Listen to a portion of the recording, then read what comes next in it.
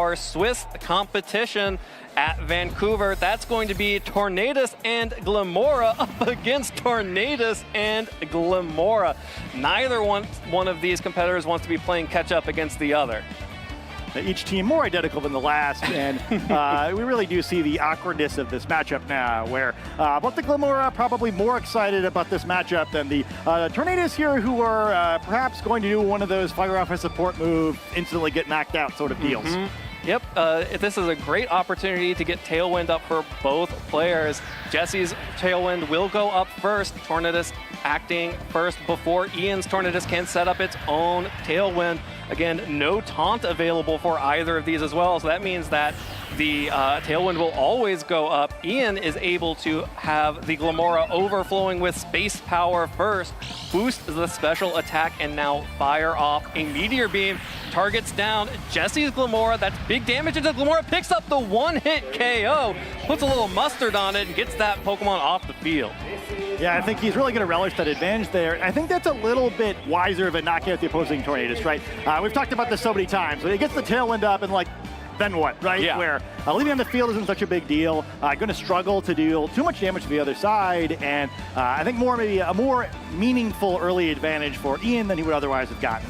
Well, now it is Ogerpon on the field. Jesse has fallen behind against Ian's Glamora, moving first, either winning a speed tie or being trained to be the faster Glamora. Now has the +1 special attack boost from Meteor Beam and threatening big damage onto either Pokemon left on the field. Like most Glamora, we see also has the option of that Grass Terra type, which very bad against Tornadus, but very good against Ogerpon. But it'll be the Ogerpon instead opting to increase its special defense here and remove its weakness to poison type attacks. Yep, just going to go ahead and become a pure water type, get the special defense boost, and remove the weakness to both the flying type Bleak Windstorm and the poison type Sludge Bomb. But not even going to have to worry about that, as the Terastallization boosted Ivy Cudgel is a one-hit KO on Glamora with a critical hit. That's a little bit of gravy on top right there. Toxic debris comes down on the field, which means that whatever Jesse's final Pokemon is will have to take a poison tick. Bleak Windstorm from Jesse's Tornadus now, proving that this was a speed tie, I believe, and both of those Pokemon dodging the Ogerpon and Tornadus on Jesse's side, dodging both Bleak Windstorms. Well, that's a big dodge there. I mean, not going to be a huge amount of missed damage, but every little bit of chip could count, especially because so many of the Pokemon on the inside of the field do have spread attacks, so kind of just losing the option for perhaps just whittling all the opposing Pokemon down at once. Yeah, Ian's going to have to tie himself up into pretzels to get out of this one. If he loses the Tailwind advantage and Tornadus goes down, well, Jesse still has the ability to reset Tailwind for himself. It's going to be really difficult to claw his way back into this game.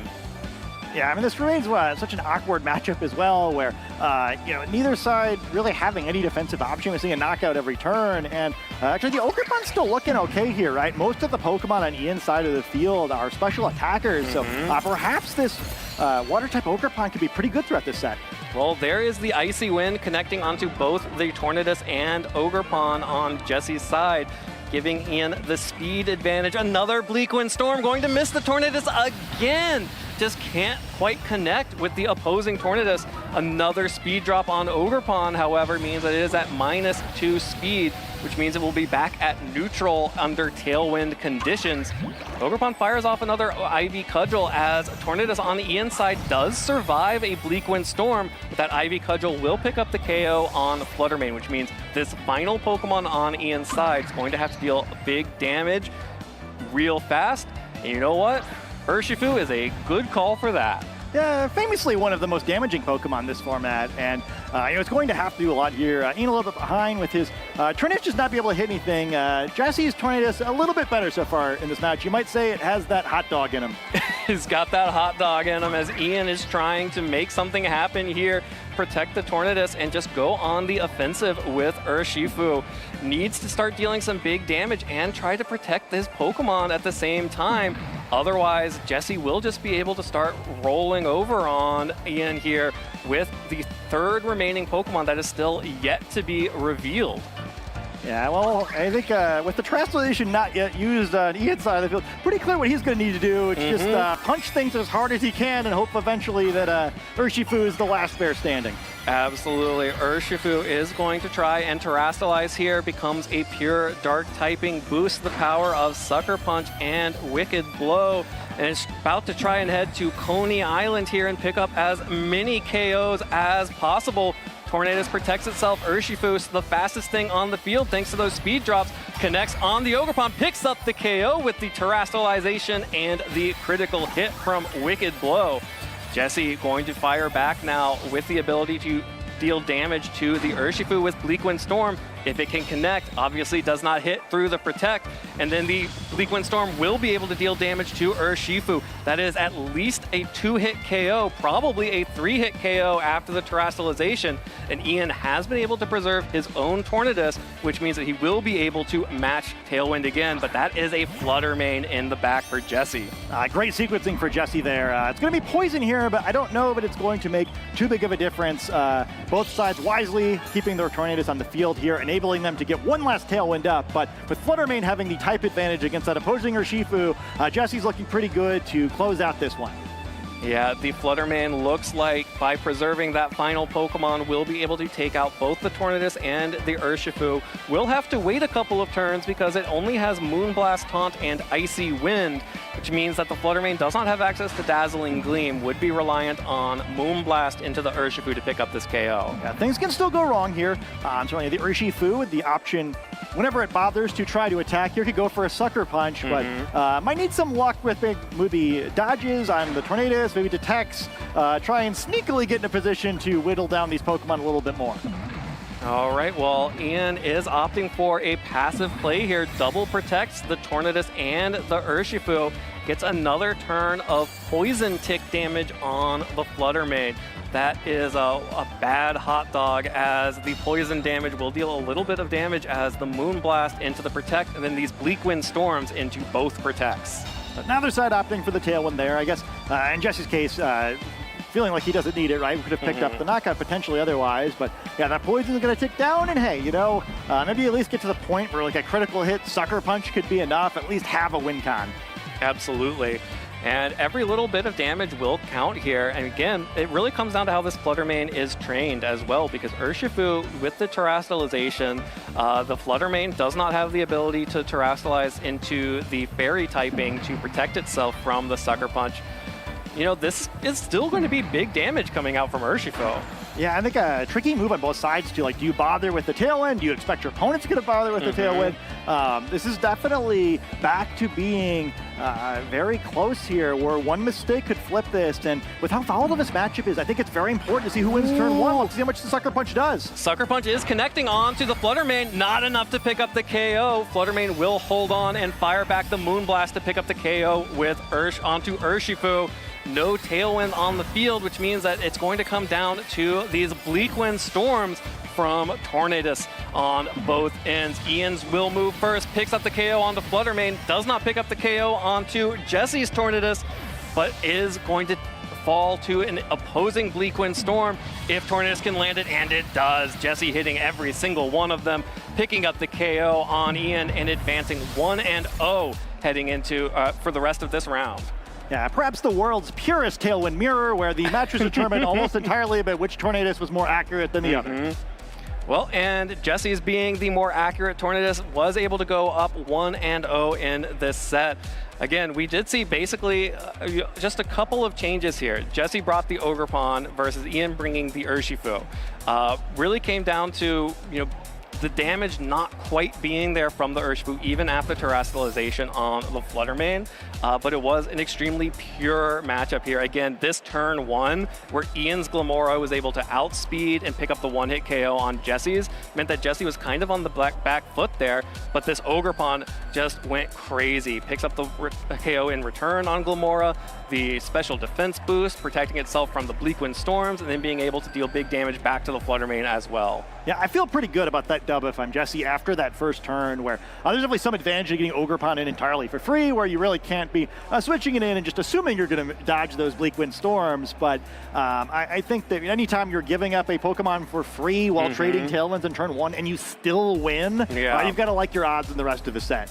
Absolutely. And Jesse is looking pretty confident heading into round 2. These hyper offensive mirrors going up in that first game is so important.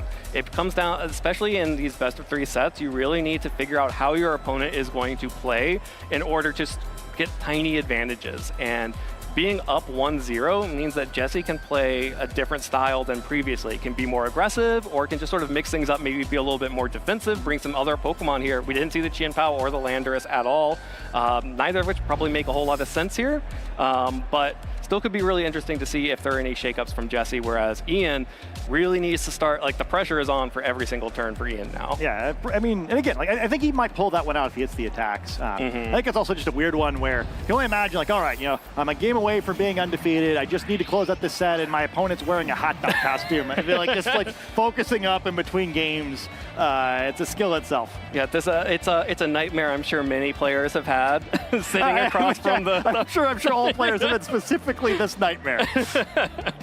Well, here we go into game 2. It is the Tornadus and Glimmora mirror once again. Jesse's Tornadus goes for the tail one first again, means that it is going to be faster very briefly here, as Ian's Tornadus also setting up the tailwind. And Ian's Glimmora once again is faster than Jesse's and gets to fire off this Meteor Beam. And this seems familiar somehow. Yeah, it's almost like we've seen this already.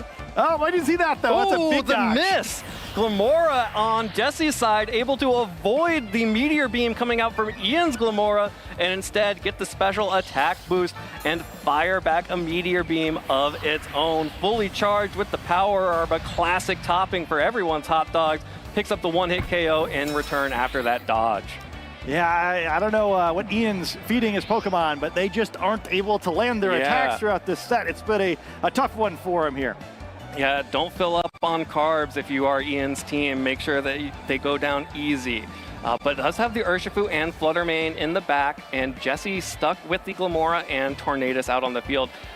Importantly, one of Jesse's adaptions or differences from Ian's team has the Rocky Helmet on Tornadus, which means if this Urshifu goes for a Wicked Blow or any attack into that Tornadus, it will break the Focus Sash regardless of if, Urshifu otherwise didn't take damage. Yeah, kind of lose-lose too, because you really can't ignore it either. Those Bleakwind Storms probably are going to hurt. I guess we've seen some Bleakwind Storms that didn't throughout the course of this set, but you certainly aren't going to want to count on that. Down 0-1 and now also down by a Pokemon. Absolutely, and Ian actually being forced to retreat the Tornadus, try to protect it, get the Fluttermane in to potentially start an alternate form of speed control with the Booster Energy and Icy Wind. One of the first pure switches we've seen in this set, as Ian is also going to protect the Urshifu, just trying to dodge as much damage as possible, but Fluttermane eats a Sludge Bomb and a Poison on the switch-in. Huge damage and puts a clock on the Fluttermane. Jesse, with another Bleakwind Storm, hits the Detect from Urshifu and keeps on landing those Bleakwind Storms into Fluttermane on the switch-in with the Poison Tick, picks up a KO at the end of all of that. Ian showing why it is so risky to switch in these hyper-offensive mirrors. Yeah, I mean, I thought it was a gentleman's agreement that no one's going to switch at all, and I guess now you see why. Just a free knockout there, and this is just such a tough spot for Ian. Really seeing the consequences of the miss from that Meteor Beam, where now these two Pokemon are trapped out in the field. Both of them actually going to struggle a little bit with the opposing Tornadus, and still don't know the two missing Pokemon, who, even if it's the same two as last game, you have to figure pretty significantly in Jesse's advantage here. Yeah, kind of the worst possible outcomes for Ian in turns 1 and turns 2, missing the Meteor Beam and then taking the Sludge Bomb and Bleakwind Storm and Poison to lose the Fluttermane on the switch-in. Ian was trying to avoid having this Tornadus and Urshifu out at the same time against Glimmora, but he's forced into it. Yeah, right back where he started, just without any Pokemon in the back, and he's going to need something fantastic to happen now. I think also, you kind of have to break your own Focus Sash now, because you really, to win this game now, I mean, you need a lot to go right, but I think you probably have to knock out this Tornadus so that you can get Tailwind later in the match, and Jesse can't. Absolutely. Glamora Sludge Bomb brings Urshifu down. Maybe you needed that focus sash after all, actually. Yeah, don't hit the Tornadus. It's not going to work out for you, but it doesn't matter. Another Sludge Bomb poison from the Glamora. Jesse is rolling here, picks up the KO, gets KO'd from the Glamora with that wicked blow, a one-hit KO. That's for you, Urshifu. You tried so hard this game, but unfortunately, the Poison Tick is going to pick up that KO right back. Well, it doesn't even need to wait for it as Jesse continues to land the Bleak Wind Storms, and it's just Ian's Tornadus against Jesse's 3 remaining Pokemon. You know, on many levels, this is one of the strangest sets of Pokemon I have ever seen, and we see one more Bleak Wind Storm miss just for good measure, and that is the set that we are watching. Yeah, this is one of those moments where if you're Ian, you're hoping your Tornadus is getting it all out of the way right now in this game where you have already lost. So that in future matches, your Tornadus is able to hit every single Bleak Wind Storm, your Glamora hits every single Meteor Beam, and none of your Pokemon get poisoned on a switch-in. Yeah, everything kind of went wrong this one. Ice Spitter going to close this one out, and Jesse might be a hot dog, but he's definitely not an underdog as he moves on to 7-0 and clinches his spot in day 2. That is right. Jesse is our first competitor and our first hot dog to be represented in day 2 here in Vancouver. Or probably anywhere, I would assume. Well, and, you know, honestly, this was such a weird matchup. You know, this is always kind of the case when you get these hyper-offensive matchups and mirror matches. Not quite an exact mirror, but very close to it from the 4 Pokemon that these competitors brought. Tornadus, this is why some players kind of refuse to use Tornadus. If the Bleak Wind Storm misses, there's not really much you can do about it, and on a team like this,